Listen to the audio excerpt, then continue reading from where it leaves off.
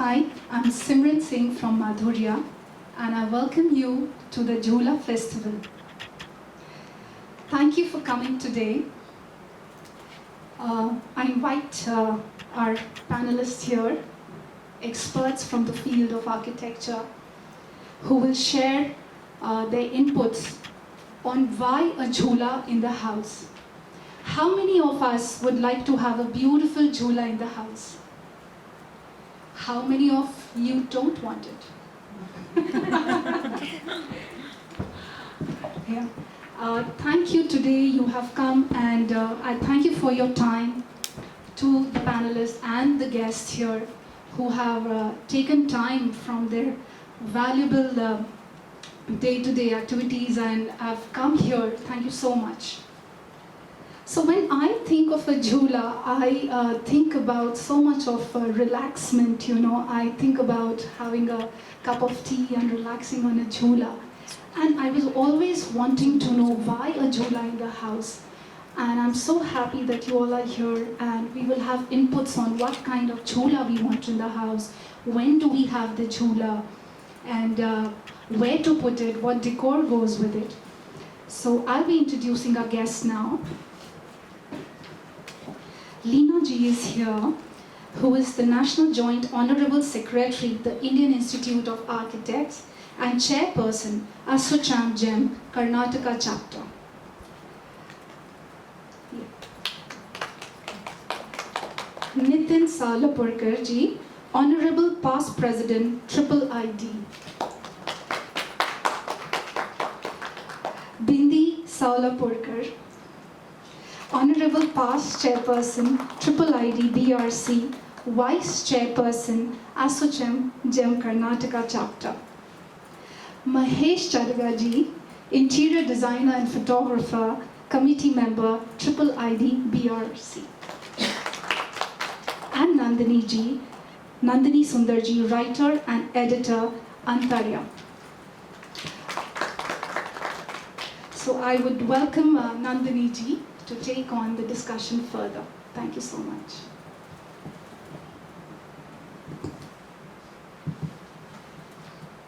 Yeah, thank you for all of you for coming over to participate in the panel discussion. You know, when you look at all these old houses, any of the traditional houses, whether it's big or small, the first thing which you see, or maybe the most universal thing which you see is a Jhula.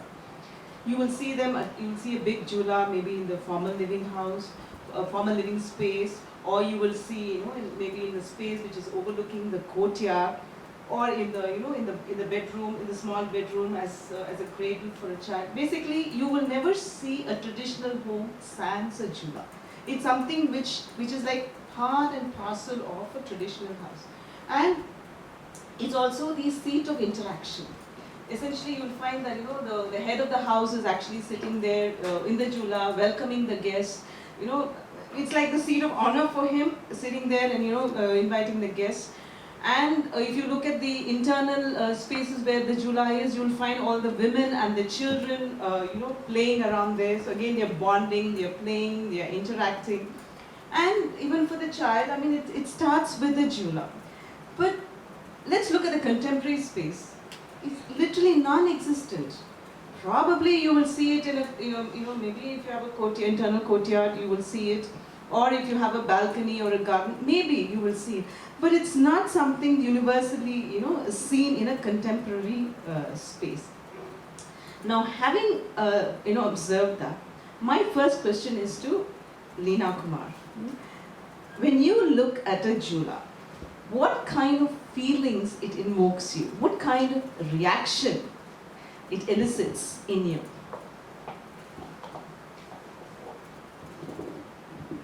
Okay, thanks Nandini. Well, I begin by saying that India is an ancient civilization, and over the years there have been some symbols that we have continuously cultivated, continuously dealt with, continuously associated with. So when I say some symbols, you would have, say, the lotus, and the lotus would denote purity. And we have we have the swastika, we have the mandala, we have the rakshasas, so before you go into a temple or to a palace. These are all symbols that denote a certain meaning, a certain idea that has come down through generations, through centuries, and these are symbols that have stuck on through all the invasions that have happened, all the changes that have happened, and they've survived. And just by virtue of their survival, it becomes almost a part of our DNA. So if you look at the jhula really, and if you say, what do I think about it when I see a jhula, it's really a symbol. It's a symbolism that we as Indians have associated with. And if you think of it, it's not really an item of utility, it's much more than that. A jhula perhaps I would say would denote romance, because love. You would always see jhulas in a positive sense. There are people who are happy in it, there are people who are, you see young couples in it, you see a mother and child in it. So it's always denotions, it's always symbols of love and of joy. Which is the reason perhaps that a jhula is so embodied with ornamentation. And ornamentation is part of a jhula, that's what distinguishes from a swing. And so if someone were to say a jhula, as an Indian we have all kinds of ideas in our minds. It's definitely not a swing, it's something else. It's a place that you would, like Nandini said, it's a place that you would relax, that you would chat, and it's always positive energies. So that's what I would say, that the whole idea, when someone says, do you want a jhula? It's, it's almost saying, hello, do you want a place that will give out positive ideas, and do you want a place of beauty? That's the idea. Thank you, Leena. I take it from that angle. We're talking about positivity, we're talking about love, etc. Now, when you look at the current day scenario, everybody is so busy. And when you look at a normal contemporary household, everybody's got their own rooms, locking themselves in. Hardly they're not even coming out to the dining table to interact, to bond. So something, in fact, this is something which is missing in the current day household, the bonding, which was very much there in the traditional households, and that was a joint family, and they were bonding together. Here you're talking about a neutral family, still there is no bonding, So, and if you really look at it, the jhulas turned out to be the center of this bonding. So my question is to Nitin Salapurkar, would you recommend, having the jhula in this contemporary, setup, so that it could sort of initiate this bonding, initiate this interaction, especially given the contemporary, setup? Would that be the beginning of, whole lot of a different dimensional shift in our lifestyle, where we get together and? Yeah, I think it's a very good question. See, the jhula is something very deep in the Indian psyche. We have had it in our mythology. The whole Krishna Leela is full of songs around jhula, and there are so many things happening associated with the jhula. As children, we were, put to sleep in a cradle. So our association with jhula starts right there from childhood. And as children, we may not consciously remember, but when we are in a jhula, we see a lot of people around us. So the jhula has always been a central place in the house, to have people around. And traditionally also, the jhula was a place which brought people together. It was always the center of attraction.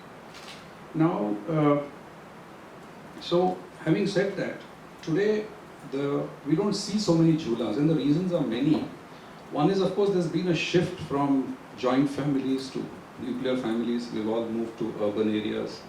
Some of us have the place, we may have a jhula, but not that we consciously know, that we must have a jhula. It's not a must.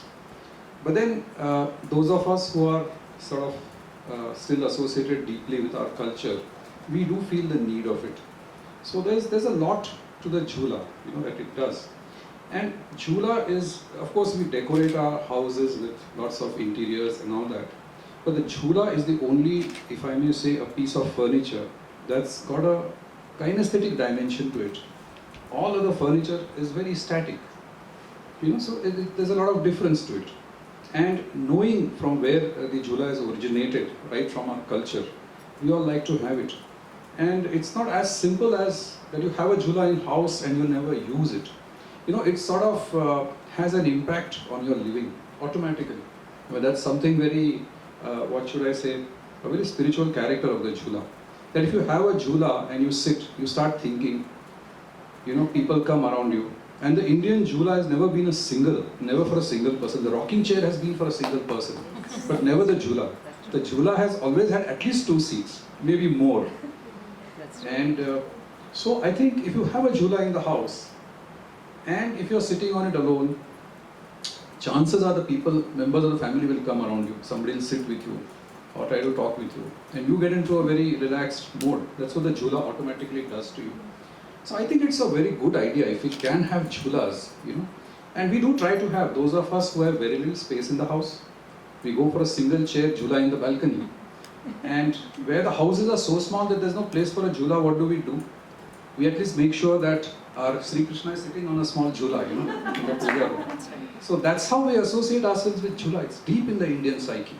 So I think it's a very unifying symbol of Indian culture, of interiors.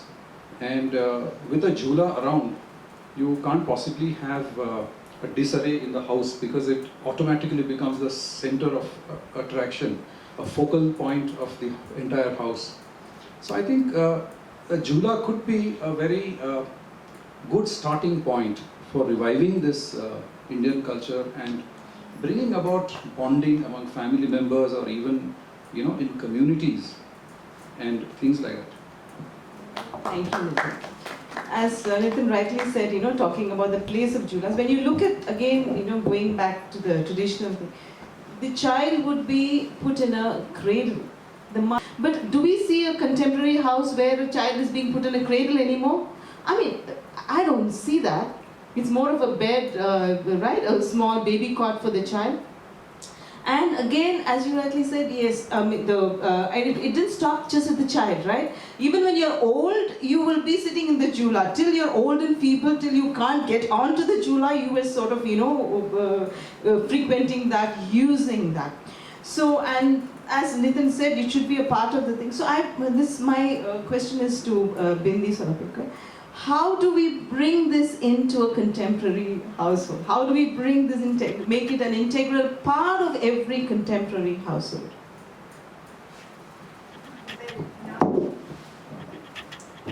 Our life has tremendously changed in last 4 to 5 decades. So our main problem, apart now, because now jhula is not in a part of our presently not in part of our not culture, but we are not using it.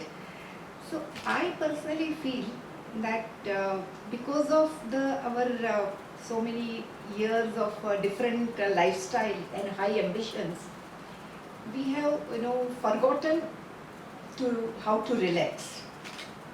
And jhula is a place for relaxation. So if we have to find the place in contemporary way, I think first, we need to ourselves relax. And I look at it a little more differently, that spiritually, and that jhula is very soothing. So if we have to make it as a contemporary way, perhaps we need to first change our lifestyle, and we need to understand relaxation. And then perhaps you could think of having the jhula in contemporary. Thank you, Bindi. Okay, that's a very good point. You're talking about relaxation. Now that, takes me to another level. When you look at when you sit in a jhula, the first thing you do is relax. You are just sitting there, closing your eyes, you're rocking there. You forget about everything, probably you go into a dreamy state, romantic state if need be, if you're in that state of mind. But essentially, it's also a meditative state. So essentially, you are kind of de-stressing. right? So these days, I mean, current lifestyle is extremely stressful, especially with COVID. The stress levels have really skyrocketed. So my question is to Mahesh Chadaga, can we, look at Jula as a stress buster in the modern day scenario? Absolutely. I take it forward from what Bindi says. First of all, you have to get into that level of, saying that, you have to de-stress yourself. Everybody is so busy these days in their lifestyle, if you look at a software engineer, he's working till late night, no time limit, no time frames. Even for architects and interior designers, you see, everybody has a deadline to work with, and there's so much of a stress. First, you have to de-stress yourself and come to that level and say that, okay, I'm going to make time for myself, I'm going to relax. You have to get into that relaxation mode. I don't know, I mean, now that we are in AOL, maybe many of them are into meditation here and doing satsang and things like that. But if you come out of AOL and if you see, AOL is just maybe like 2%, 3% of the population. But if you see outside, people, if they want to de-stress themselves, they just hop into pubs. That is their relaxation. The weekend comes, they want to step out, they want to go to a mall, they want to go to a pub, or they want to go to a resort, a weekend resort. They're not de-stressing themselves at all. They're not even coming down to that level to say that, I want to relax. They want to just enjoy, because they know they're sitting all the time in front of the system. They just want to go out. That is their relaxation. But getting on to the Jula and, sitting onto it and just swaying, that itself is a different, experience by itself. Because I've been, seeing the Jula from when I was young, because I was born in the Malnad region, and we had the privilege having large houses with courtyard and courtyards, and every house used to have a Jula. If not a very fancy Jula, you would, just have just the wooden planks tied with a rope, and people used to relax on that. I have seen my grandfather, getting onto the Jula for his afternoon nap, or maybe late evening. And he was very strict. And anybody wants to, speak to the grandpa, we'd go and talk to him only when he's on a Jula. So that time, he's in a nice, relaxed mood. And, when you told me about this Jula festival, what should I talk? Immediately what stuck to me was my grandfather. Everybody used to go to speak to him only when he's on a Jula, ask him something favorable, talk to him when he is on a Jula. That is a kind of, I think, relaxation, or your, the mind, how it changes when you're in a Jula. But it's very sad these days, there is no time for people to relax. And since I do ETAs, I've seen there's no space to have a nice Jula. Even if you have to have a 5 feet Jula, as Nitin was saying, for a 2 adult, there is no space, So, and I've also seen people having Julas in balconies, like what he was mentioning. Today the balconies are all shut, saying that they don't want to see the outside world with the noise and the dust. It's all sealed. I can only see the hook, which is still there, but there's no Jula. And there used to be these hanging pots, if you've seen the 80s and the 90s. Today I don't even see people having hanging pots or a Jula. So that's a sad state of affair. But yeah, somewhere I think we need to bring that Jula culture. In a small space, it's a challenge. If you're doing a larger space, yeah, maybe that would be the center of this thing, as what Leena said. Everything revolves around the Jula. All that is nice to say, but yeah, today's scenario, it's kind of a challenge. Definitely, yes, it is a stress buster being on a Jula. I have experienced myself in my grandparents' place. Thank you, Mahesh. Okay, we're talking about small spaces. This is something every urbanite is sort of facing. It's all sized down apartments, matchbox apartments, tiny spaces where you don't even have a spare bedroom, so you have a sofa come bed which you just open out when you have a guest. and then talk about a Jula in that space, you're going to have a problem, you know. So my question is to Leena, how are you going to, you're an architect, you're a designer, how are you going to size down the Jula? How are you going to design a Jula for these kind of cramped spaces? Well, for one thing, time moves on. The world is becoming flat. All of us are traveling, and we have influences from all over the world that's coming on to us. And while we do say we are Indian, we have our own culture, we have, every place has its culture, has its designs, and we are learning from each other, we are imbibing from each other. So I think when you talk of any of our traditional crafts, items, utility items, everything has to undergo, I think, a transition and a change. So when you say you have to have a Jula in its same form in a small space, perhaps that's not really workable. But it depends on us on how we reinvent it. So if you look at, look at a cross section of our country, let's say you look at music. Music has evolved, and you have Bollywood music that is known all over the world, and it has its own style. It's very Indian in its essence. You have art, you have artists that have evolved, they've developed their own way of painting, their own way of, expressions, colors, which is an important part of our Indian psyche or our Indian culture or our Indian, that's what we like, that's who we are. But somehow, in the built form, if you look at architecture or perhaps, to a large extent, maybe even interiors, we haven't really been able to evolve from what has been our past. So the past becomes the present becomes the future. So when you say you want something that's Indian, either we copy it or we're just not able to move forward from it in architecture. So when you look at the Jula railing, you're looking at tighter spaces. I think it needs to evolve, it needs to change. It doesn't have to be a piece that swings because there's no place for movement, but it could still have the central idea of it as to why is it such a space that people can relax in. And if you go into a deeper study of it, it's an evolution of design. And if that evolution were to come about, I think it would translate, it would change, it would imbibe, but it would survive.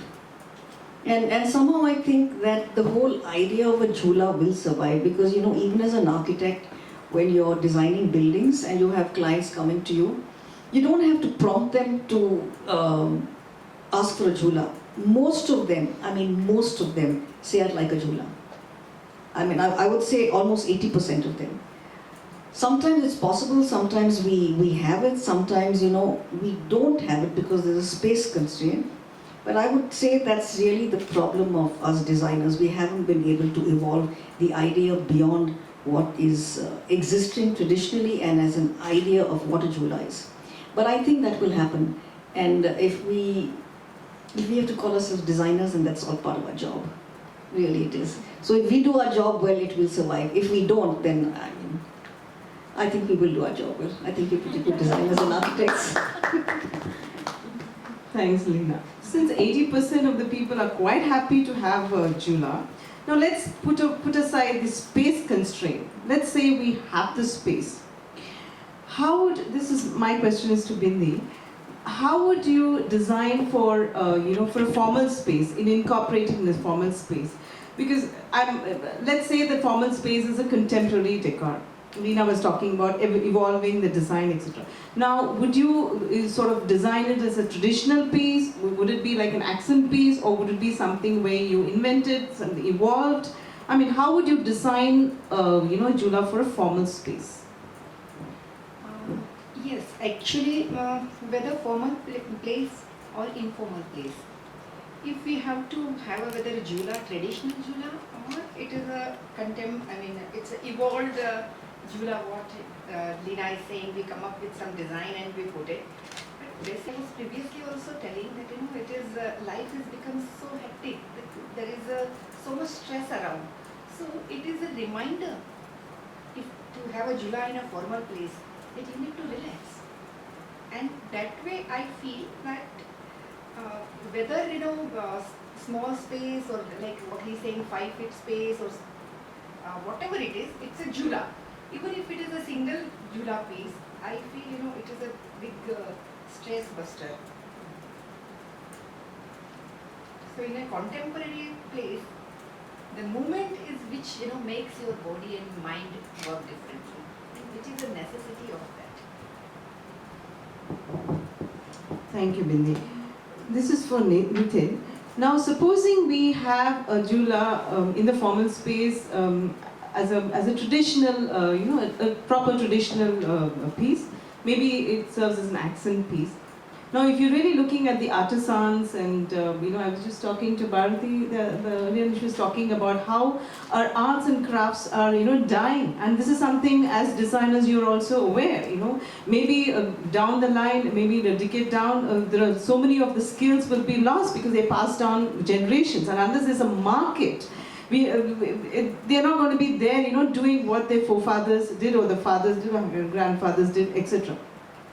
So, and we have a Prime Minister talking about Atmanirbhar, we're talking about being vocal, about local. Now, having the jula is definitely a traditional item. Whether you do it in a contemporary manner or however you want, it's a traditional thing. And supposing you do have it as a traditional piece, now would that prompt because they would like to sort of support it with a couple of other arts and crafts of Indian origin, Indian arts and crafts. So would that prompt, a market for that? Would it open up an avenue for, for Indian artisans to, start expanding their market, or looking at a market where it's even non-existent? Would this be something where we can? Is this one way we can save our artisans? Yeah. So I think yes. We do need to, as architects, designers, as a fraternity of people who are with art or promoting art, I think it's our responsibility to see that the arts, what we have, and we have such a rich tradition of art, that we should not fail them. We should promote them. But we should promote them is a statement. How do you actually put that idea into being? How do you sort of put that idea into momentum?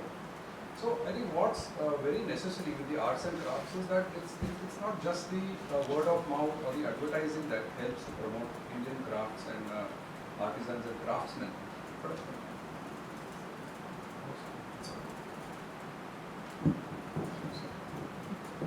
was I heard?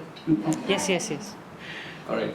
So I think it's not enough to just promote by word of mouth, but I think as designers, we have to explain to people our relationship of living and life with the arts and crafts. For example, since we're talking of the jula today, let's take the jula. It is so deep in our Indian psyche that we have built a relationship with the jula which is there in our subconscious mind, but we don't realize it, we don't recognize it.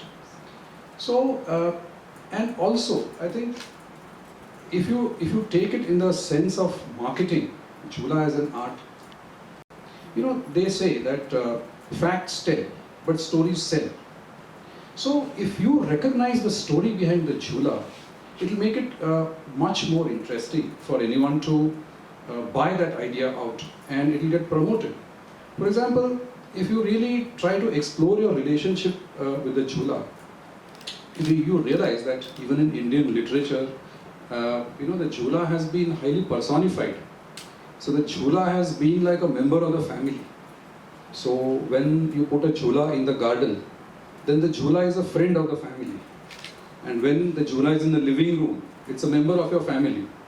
And that's how normally the head of the family always sat on the jula. So that's a personification of the jula, and you're building really a story around it. It tells somebody that why you must have a jula. So you're really recreating and waking up that innate consciousness about what's the importance of a jula.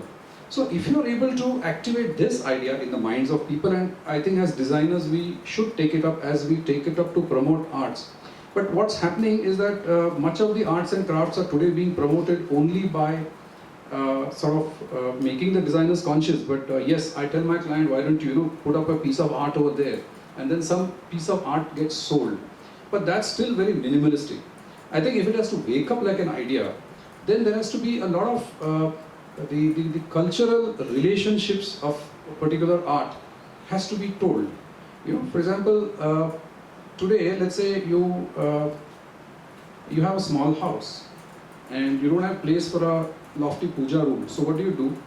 You don't stop doing puja. You build a little cabinet and you still put the God there, because the idea is there that you must have God. You know, you've already built your relationship with God, and that is the reason you want to have the God in the house. And then when you have more space, you want to build a big puja room. You have more money, you want to decorate it. So why does this happen? It's because the idea of God is already with you. There's already a relationship built. So I think what we need to educate and tell people is or really wake up in their minds, is the relationship that people have with the art, you know, which is not seen. I mean, let us say the contemporary art from the West is sort of taking everything over. You have new materials and quick fix materials and materials which sort of look very flashy, and then that becomes the norm and the art is all left behind. We can't sell art for art's sake. It's only with artists. If I'm an artist, yes, I understand the meaning of art for art's sake. But if I want you to buy art, you know, in my mind, the intention is to promote the artisans. But then I have to do it in a very subtle way and in a very honest way. I have to make you understand that, look, you have forgotten your relationship, or we have forgotten our relationship with arts. And the local arts, it doesn't have to be some art from, you know, some village in Australia. It has to be local art, what's around me. So this is something that the Jhula can do, I think, very powerfully. I mean, because the Jhula is a very powerful symbol, like Leena also said. And it's easy to build a story around it because you feel it immediately. You know, a piece of art that just hangs on the wall, you can't sell it much, but this is something that you live with, you know, and it's such an innate, intricate part of our culture. So I think this could be a very good trigger, so to say, if you can build a story around it and tell somebody to have a Jhula and he really enjoys it. And then it's easier from that point to, in a similar way, to promote arts and crafts. That's right. Thank you, Nitin. Now, this takes me to another question. This is for Mahesh Chadaga. What kind of trends currently prevail wherever Jhula is being incorporated currently in the contemporary scene, whether it's a balcony or whether it's the internal spaces? What kind of trends, can you just throw light upon that? See, we generally design very tight spaces, mostly apartment interiors and things like that. We get very few requests to have a Jhula in a living space or in a balcony. These days, even if you look at the balcony, they have French balconies. This is a new trend which has come up in Bangalore. There's a French balcony. It is just that you can go and stand in the balcony and overlook the thing. But you don't even have a space to even put up a chair. So, having said that, we also have clients who will say that, you know, we have inherited, you know, the Jhula from my ancestors or my father or things like that. So then, you know, what we do is we try and put it up in the living and cut down on the couch space. So we do a L-shaped couch and try to do this as a separator between the dining and the living space, because these days the apartments are comes with living and dining and the kitchen open. So we do this as a separator, this thing, so that becomes the center of this thing. How much of it is used? I don't know. If really the client would actually sit there and relax, no. It is inherited, so they want. So maybe the couple's parents, maybe the mother or father, somebody is there, they might rest there for a while. But I haven't really seen the younger generation coming and sitting on the Jhula. So that, I don't know, as you said, you know, maybe we have to build a story around it and, you know, make them experience the Jhula. When Leena said, you know, we have to change the design, evolve the design of the Jhula and, you know, make it non-movable. But I don't know, the very essence of having a Jhula is, and the experience is when only it's wings. If you're just sitting on a Jhula, this thing, and if you're not moving, you don't feel that. The feeling is only when you are on the Jula and it sways. You know, the first experience of the Jula in our house when we have was when my daughter was born. So the 11th day, they will put the child in the Jula, in the cradle, and from that day onwards, every time they sleep is only on the Jula. I think even that also is being forgotten these days. As you said, they get a baby bed and they put the baby in that, saying that when it sways, the child might come out and have a fall. But even in the ancient days, children used to sleep on that for many months. But anyway, so this is one way of doing the Jula as a separator between the living and the dining. And if you have very tight spaces, these days you get these basket swings. You can have some cushion over the basket swing and put it in one corner of the house or the living room or the balconies, and you can do that. You also get bubble swings. You don't have to, fix it to the ceiling. It can be in one corner of the house. You can move it around. But having said that, you really don't get the essence of the traditional Jula. But the only thing is you can have a swing, and these are not made locally. These are probably the Chinese imports, or I don't know from wherever. But yeah, to have a traditional this thing, since I only do tight spaces and this thing, so this is what I suggest to my clients if they're really looking at a swing, right? So we don't even say Jula, it is like swing. In Kannada we used to say Tottilu, so many of them don't even know. Probably even my kids don't know it is called Tottilu. So I think, as Nitin said, we have to build a story around it, and we as designers, we have to try and promote, and how much of it will be taken by the client these days, we don't know. So I think it has to start from there, making a story around it and trying to say the experience is different in a Jula, it is not like a swing. So you can't compare a swing and a Jula, both are different. Thank you. Now, there is also, like, supposing we, it's not something flow-based Jula. If you're going to be hanging it, earlier the houses came with those hooks, and then you were able to hang it.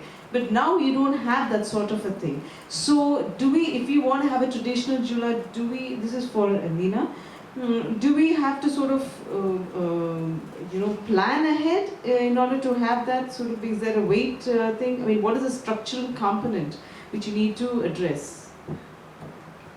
Well, today in apartments, they've already come pre-designed. And in retrospect, if you want to fix a Jula, it's easy to fix it on a beam, but perhaps that doesn't suit the interior layout. In which case, you've got to hang it on a slab. And if you have to do that, then you really have to find out what the slab is designed for. Firstly, whether the slab can take the load, because a Jula does have a certain load factor to it. And depending on what the structural design is, then perhaps you've got to choose your Jula. So what material, what weight, how big, the size. So it's important that you find out first what the slab is ready to take. And if it's not designed to take it, you can't have it at all. I mean, ideally, of course, you should pre-plan it, but in an apartment, you can't, it's difficult to do that. Because, normally you don't book an apartment so much in advance. So there are restrictions in that case. But then that's life, right? That's how you evolve. You always have restrictions, and then you always have a problem, and then you find a solution. So if you look at our country, it's a great place to be in, because there's so many problems, and imagine the number of solutions we can find. It's tremendous. Solution here, the floor Yeah, floor-based. It's quite exciting, really. I have to add on to this. We had a similar issue when you said, how do you suspend in an apartment? So this client had this ancestral one which was quite heavy. So one option was to cut open the roof and fix the hook to the reinforcement inside. But later on we found out there is a company called Hilti which makes these anchor bolts which are quite sturdy, which take loads up to 500 kgs. So there is a solution now, so that you can fix your Jula wherever you want. Yeah, but then if it is a traditional construction, it is okay. But these days there are pre-fab construction which is happening in the apartments. I doubt if you can do that as well in the prefab. Yeah. Actually, it's not the board, it's the slab. When you get the slab taken. Okay, so I'm going to ask this question to all of you. Now, since we have understood that, like Nitin said, 80% are quite happy to have it. And then Mahesh said, well, you fix a traditional jhula, but we don't know who's using it. So we are looking at a paradox of having that and not using it. So my question to all of you is, like, in your forthcoming spaces, would you ensure that a jhula is incorporated? And if so, how would you do it? How would you work around the mindset of your clients? It's meant for all of you. Okay, for one thing, changing mindsets is a big topic of research today. And there are lots of master's degree and PhDs being done on changing mindset and nudging people. So the other thing is, when I was younger and I used to go to some conferences, I would always wonder, what's the point in all this? The other thing is, when you look at this whole thing as a science, it can also be very manipulative. And then we start beginning the whole sense of being spontaneous. We lose sense of connecting with ourselves because everything is engineered for you. This whole thing about Facebook and they know what you're doing, and so when each one of us open the news feed, we only see what we want to hear, and then we become close to each other. We lose sense with ourselves. So spreading of an idea is good. There are ways to do it, and it has to be done intelligently, well thought of, with good intentions. So when you say, how do you spread the idea? I don't think that's so difficult today if we really put our mind to it. Because social media is a heavy tool and everybody knows how to use it. So it shouldn't be too difficult really. Would you be using it in any of your would you try and at least sort of ensure it is used in your spaces, in your forthcoming spaces?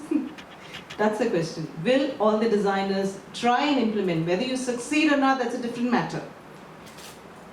I mean, there are two things to this. One is the whole idea of it, I think, like we've all said as Indians, we like it. And if the jhula really fits into a space, into a design, yes, most certainly. But, to say that every space must have it, maybe is a little difficult because we all, as people, we're all different. We have different ideas, we have different notions.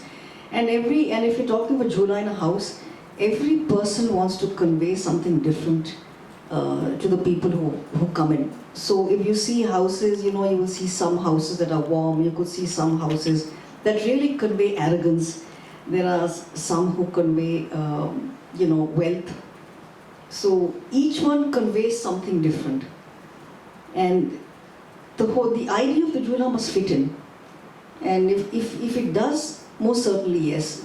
But it shouldn't be there because you just say you've got to have it. So if it fits in, yes, I think, well, most certainly, it's something I think that comes to an architect quite naturally. You'd like to have it, but it must make sense in the whole space. Yeah, it also has to be the client requirement, right? I can't be pushing that, no, the center, this thing has to have a jhula, right? So we always, work with the client, we design for the client. Otherwise it becomes my home. Every other home becomes my home if I try to push. Or they'll say this is Mahesh's chapa, because it has a, jhula everywhere. So this is, Mahesh's work. So it shouldn't be like that. I think, we leave the liberty of, saying, okay, this is what I want the client would say. And accordingly we would design. But jhula itself has to become the center of this thing, may not be a good idea in tight spaces, I've been telling you. But if the idea is okay with the client and if there is space, then why not jhula? There's nothing better than a jhula. At least in some corner. Yeah, not in the corner, center of the house.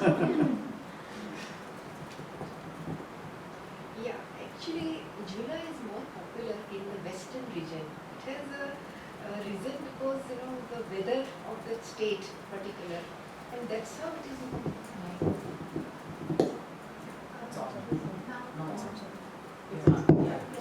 And that's how it is very popular in West. If you see Ahmedabad, Baroda, all are very hot zone. So there now also 80% of the people they use Zula. So if we have to take a Zula concept in South, particularly in Bangalore, then perhaps I would use it for the semi-covered spaces where Zula can be promoted as a concept also, and it is design-wise also it is workable.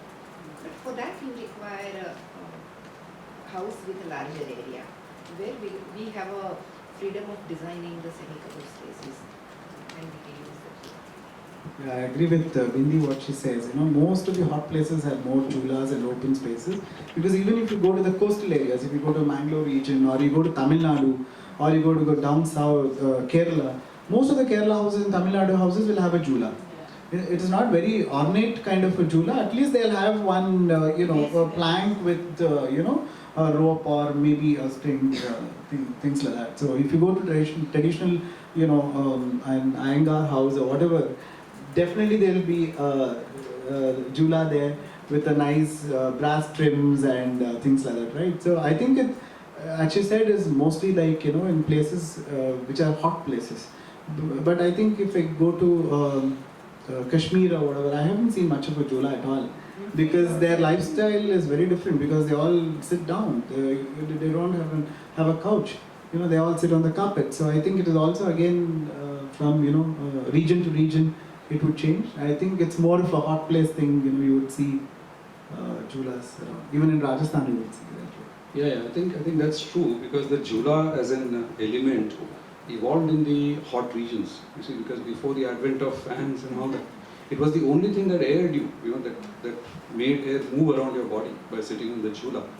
So to that extent, after the advent and invention of the fan, it still stayed on, because the fan didn't reach all the houses so soon. It has reached about maybe 40-50 years ago. So the jula did have its mechanical importance in the house, though we had already built a relationship with the jula, but we had forgotten the relationship, and we thought that the jula had to be there. So I think jula today, maybe it's not so popular as a need in maybe the cooler places, like you said. In Kashmir you will not find any jula. But I think the use of jula as a element to sort of air yourself has long passed. And the jula is now seen as an experience. It's really an experience of swinging in otherwise a very static living space, where if you are moving, then you're walking or you're running, otherwise you're sitting at one place. But where do you have the experience of sitting and yet moving? It's only by a jula. So if I think this experience we are able to give to a client, most of the times the client does get fascinated by it. He doesn't realize that this is something he's been missing, or that this is an element that will add a lot of value to his living or to his decoration perhaps. But then, like Leena said, it has to be a part of the design. It has to be a part of the client's aspirations.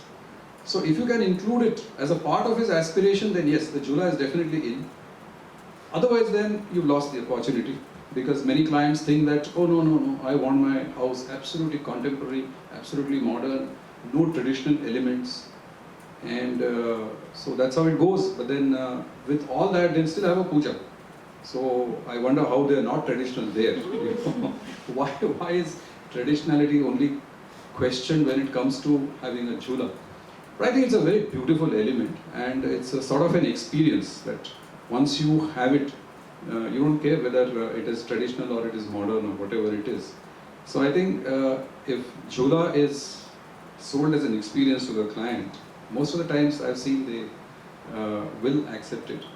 But like Mahesh said, that it cannot become a stamp, that every design that you do must have a jula. It's not like that. It's a little different from that. But yes, I think most people would like to have this experience in some form or the other. So you may have a single bubble jula in the balcony, or probably a hammock, but I don't think a hammock comes anywhere close to a jhula. A jhula is a very different experience. A hammock is something else. You know. So I think it's very Indian, the jhula.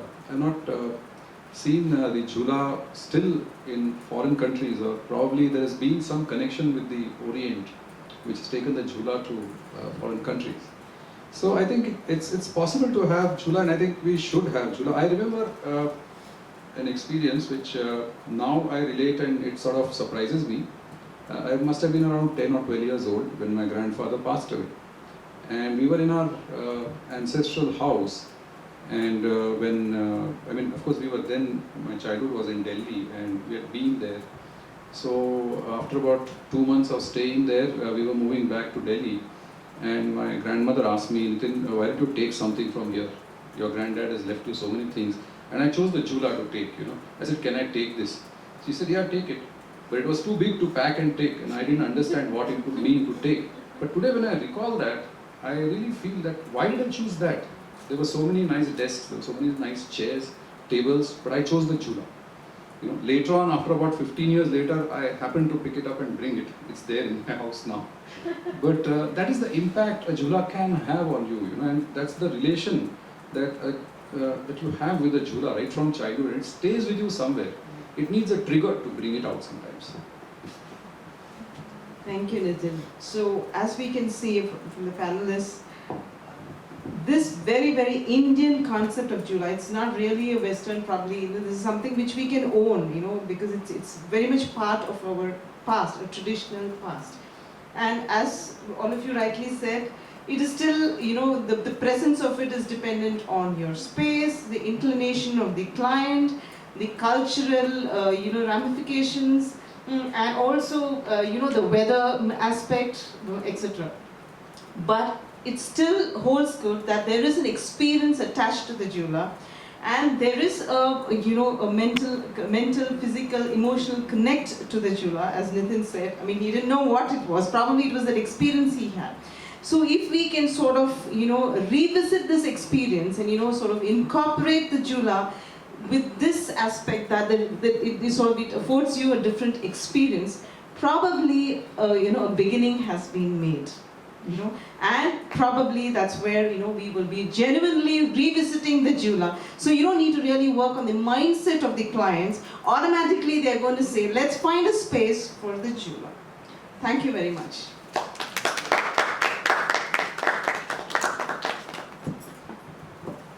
Thank you so much, all of you. Thank you so much. It's been wonderful. Just a small question before we end the day. Your minds when Madhurya invited you for a jhula conversation like this. To all of you.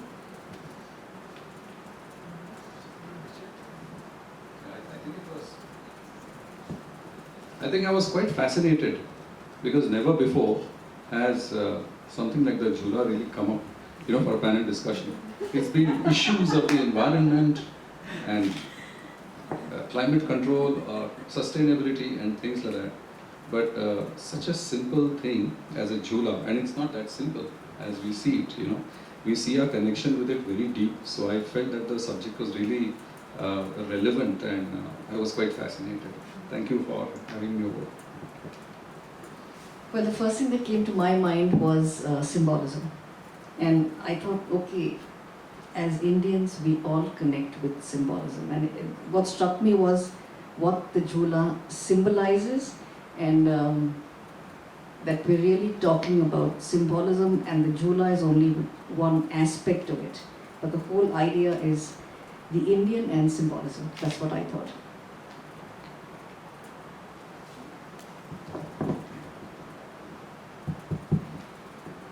I thought spiritualism and jhula.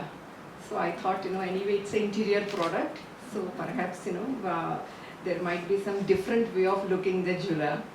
So it would be interesting panel discussion. When Nandini told me about the jhula, first thing what came to my mind was the jhula which we have in our house, which is opened every Krishnashtami, and after that it is packed and put back.